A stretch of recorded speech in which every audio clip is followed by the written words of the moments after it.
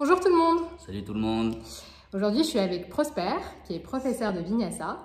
Et dans ces 5 minutes sur le tapis, il va nous faire travailler. On va faire un petit flow pour dérouler un petit peu la colonne. Puis après, on va faire un petit peu la base, si on peut dire, pour après nous permettre de travailler nos ouvertures de hanches et de cœur debout et en posture assise. Ben, c'est parfait. Allez, c'est parti. On va travailler quelques ouvertures. On va prendre plusieurs options. La première, c'est un petit peu comme le camel. On veut que les paumes de main soient sur les os des fesses et les doigts soient sur les fesses. On va resserrer au maximum nos coudes. On va inspirer et pousser les hanches vers l'avant, puis laisser le regard suivre. On reste à quelques respirations. On inspire, on réaligne tranquillement. On peut relâcher les mains. Version numéro 2, on peut mettre les mains en prière. On va laisser partir les hanches en premier. Puis on va laisser la tête suivre. Si on est à l'aise, on peut venir tendre les bras. On inspire, on ramène. Expire, on relâche. Dernière version.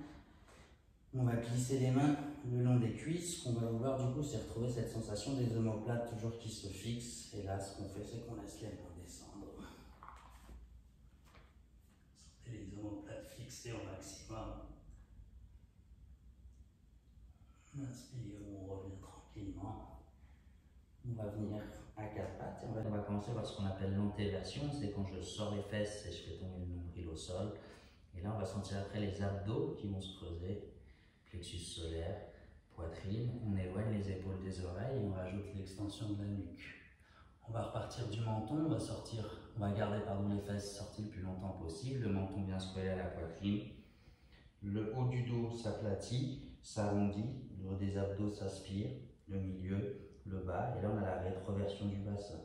On garde notre menton collé le plus longtemps possible, on vient sur un bassin neutre, on ressort les fesses, on fait tomber le nombril, du bas, du milieu, du haut, plexus solaire, poitrine, les épaules qui s'éloignent et l'extension de la nuque qui se rajoute en dernier. Plus difficile, on garde la tête sortie et c'est le nombril qui s'aplatit, qui s'aspire, milieu du dos, haut du dos et la tête qui rentre.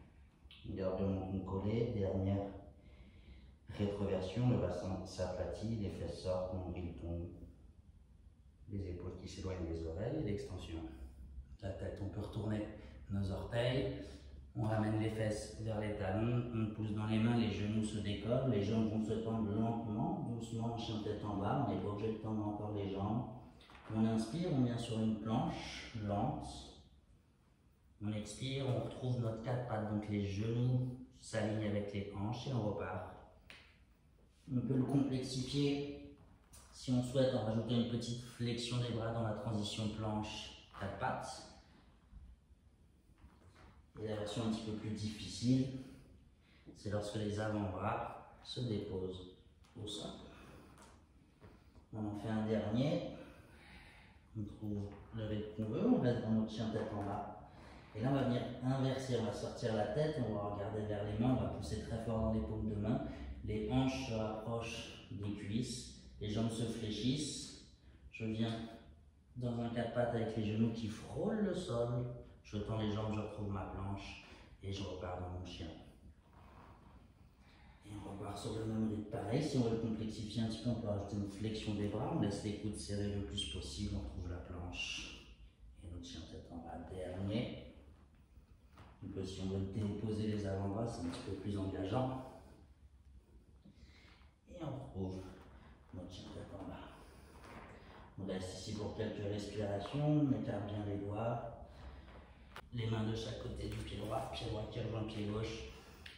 Flexion des bras, on inspire, épaule vers le ciel. Expire, hanche vers le ciel. Tu peux prendre une grande inspiration, venir expirer avec la bouche si tu le souhaites. Et on est parti, inspire avec le pied gauche.